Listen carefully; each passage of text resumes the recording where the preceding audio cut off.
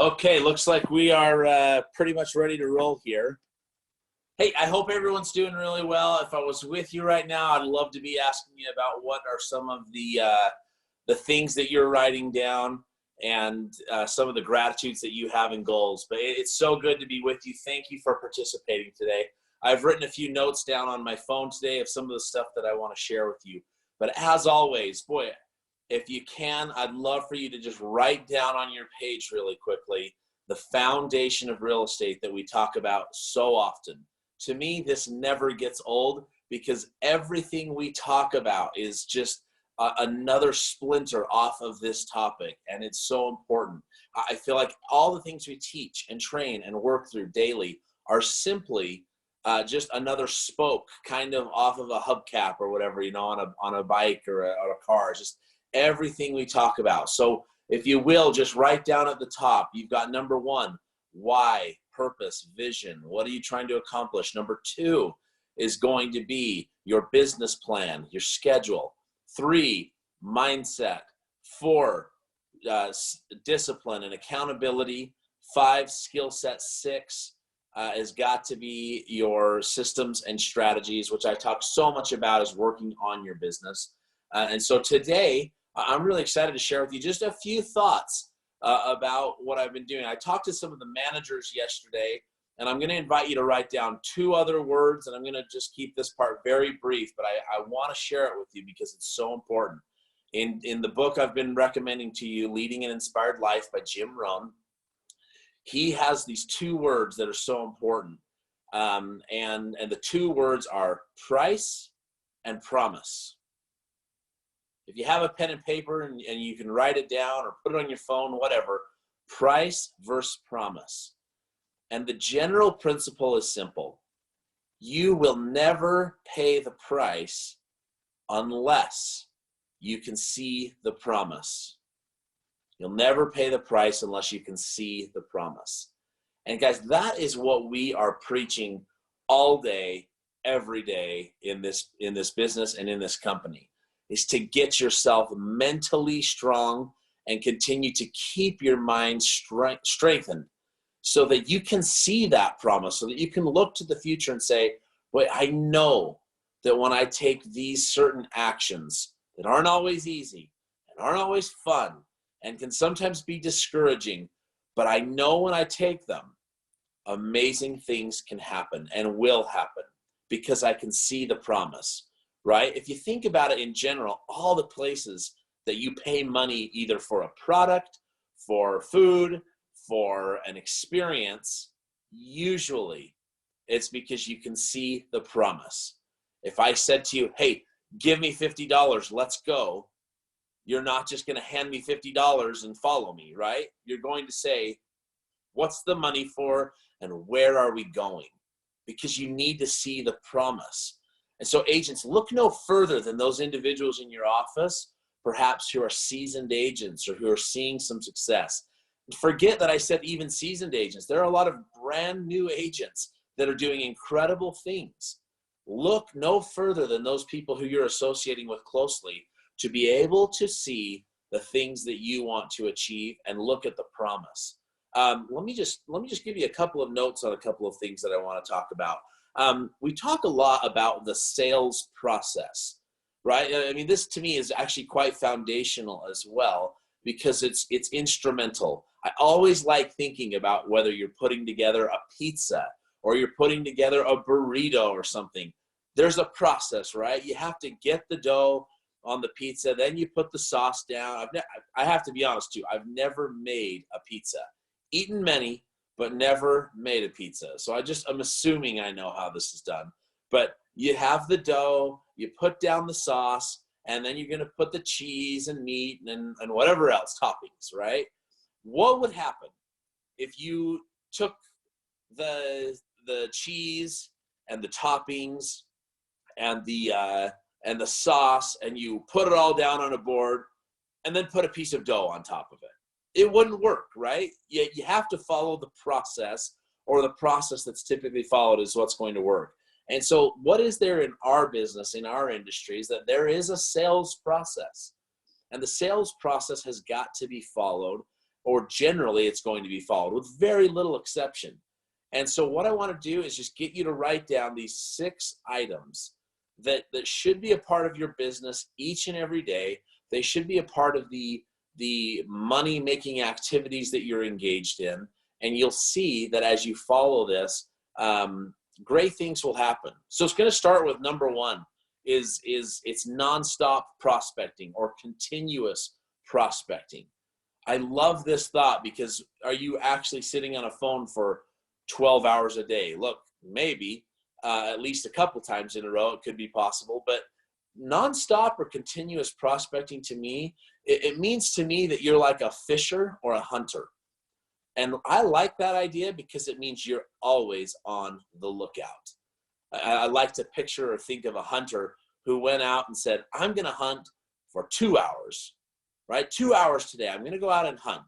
And they go out and they hunt for 2 hours and they have no results. Say that person's walking out of the forest where they were hunting, and all of a sudden they see a deer there. What is their mind going to do? And I apologize to all the non-hunters. This may be a bad example, but or people opposed to hunting, I should say. I'm not a hunter myself, but if you think about this, are they going to go, well, I'm not going to shoot that deer. I'm going to go hungry because it's outside the 2 hours that I committed to hunt today. So I'm not going to do it. Or are they going to walk past it and go, that's a nice deer there.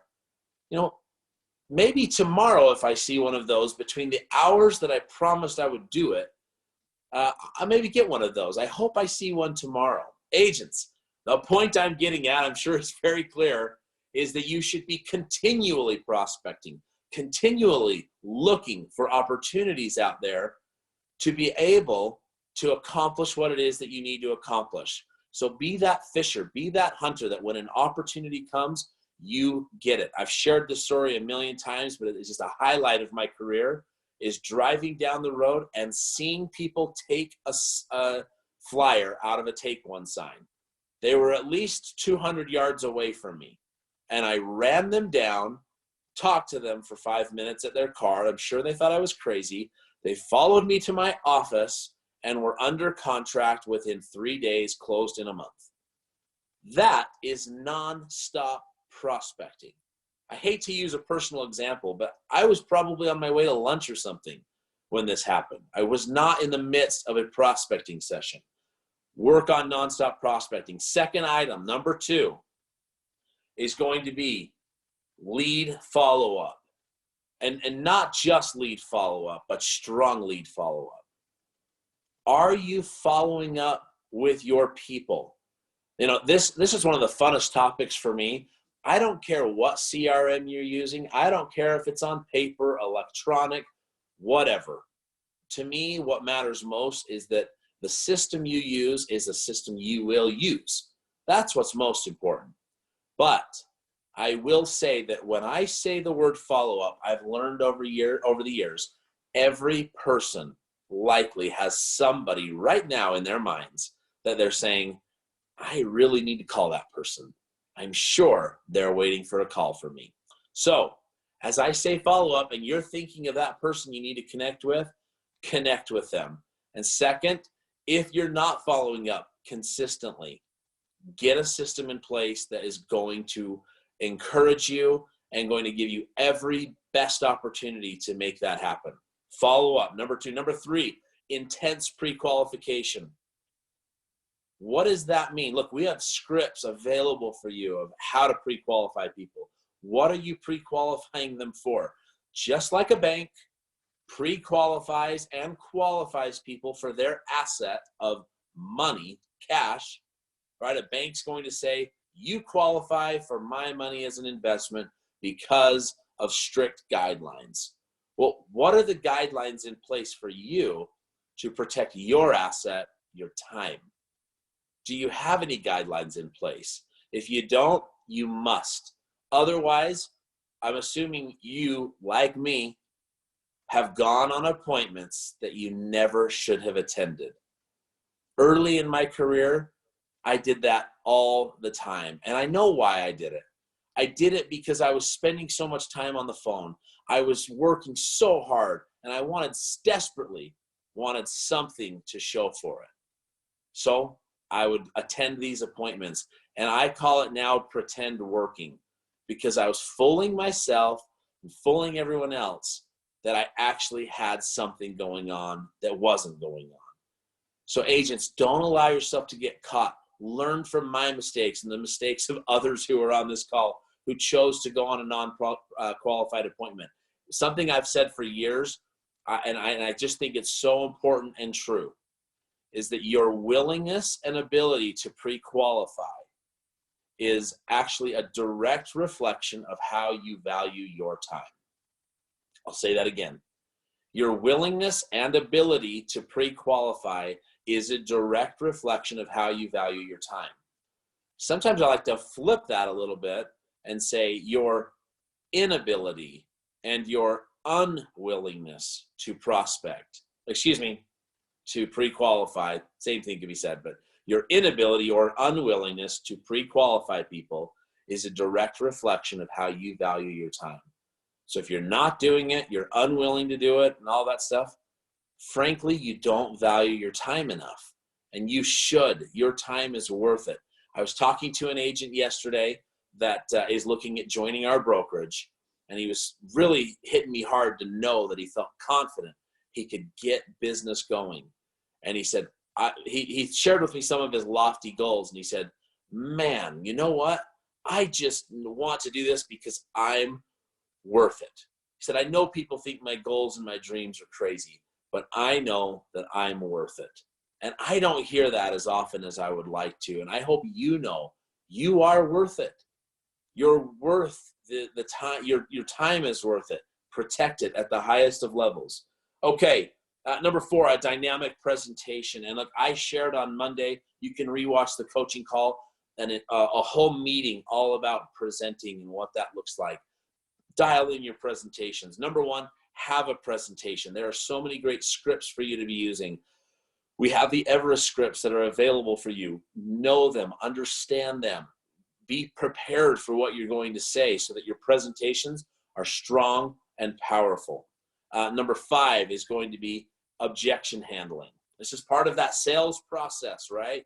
You're going to talk to people, follow up with them. You're going to pre-qualify for them for your time. You're going to present to them, and you're going to handle the objections that they have, because everyone will have objections. Here's the nice thing. They're almost always the same objections, with very little exception. We all know we're going to hear the same stuff. Well, I'm going to wait a little bit. I'm not quite ready. I have a family member that is a real estate agent. Your commissions are too high. Your timeline is too high.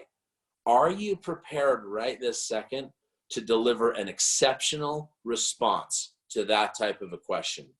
Are you? Only you know, right? But when are you practicing it? I hope you're not practicing with your clients. I hope you're not practicing with these individuals so that you could possibly earn you dollars.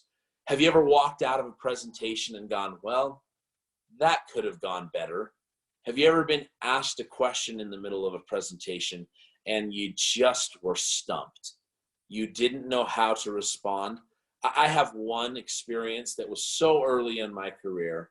It was given to me by, it was a lead given to me by my brother, and I went to the people's home.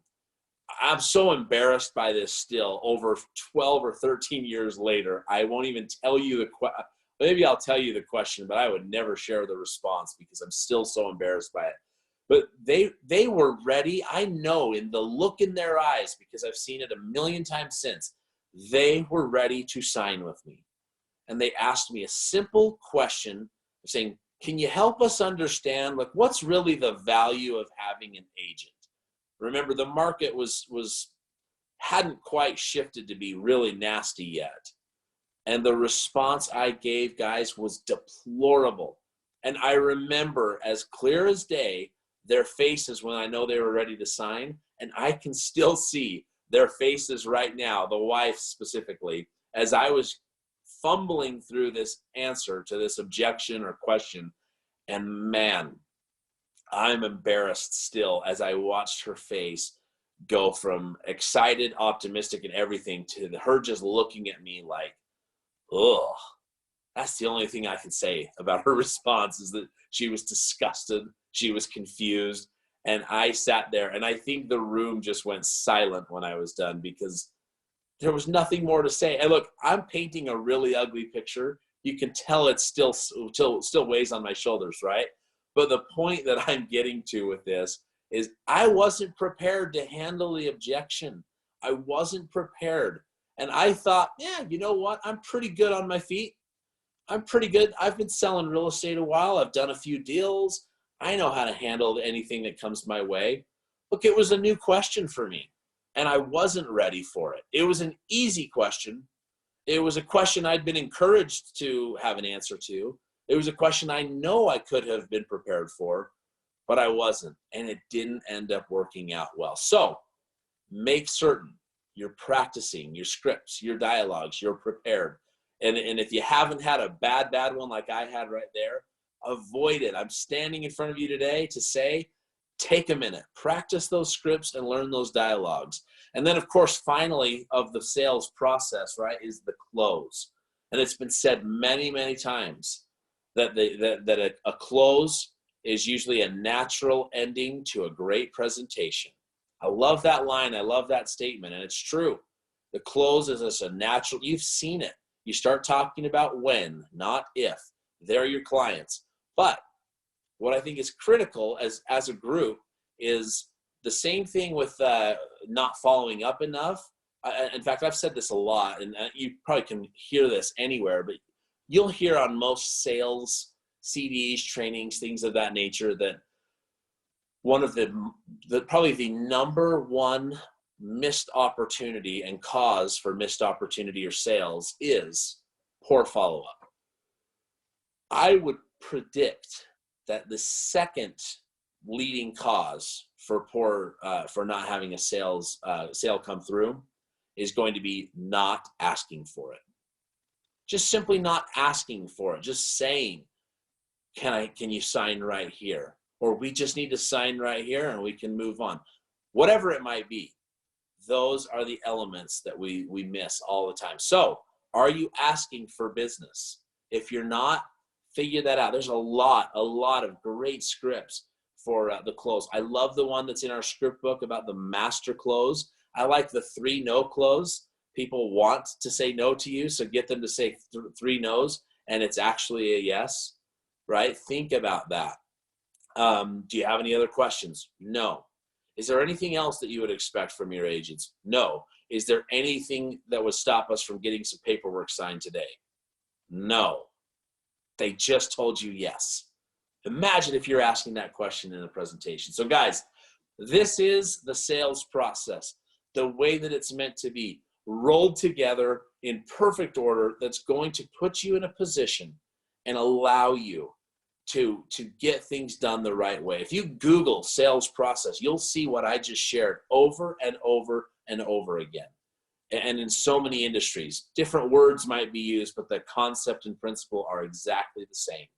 So get yourself engaged in the sales process.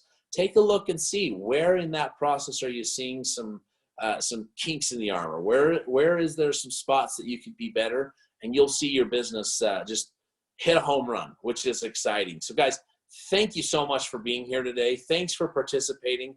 I know that we often are talking so much on the motivation mindset stuff, but I wanted to dive a little bit into our business today, some of the skills that are available to you, and some thoughts about what you should be rolling through with sales. So thanks again for being here today. Let's dial up some closing affirmations, and we can rock and roll and go have an awesome day today.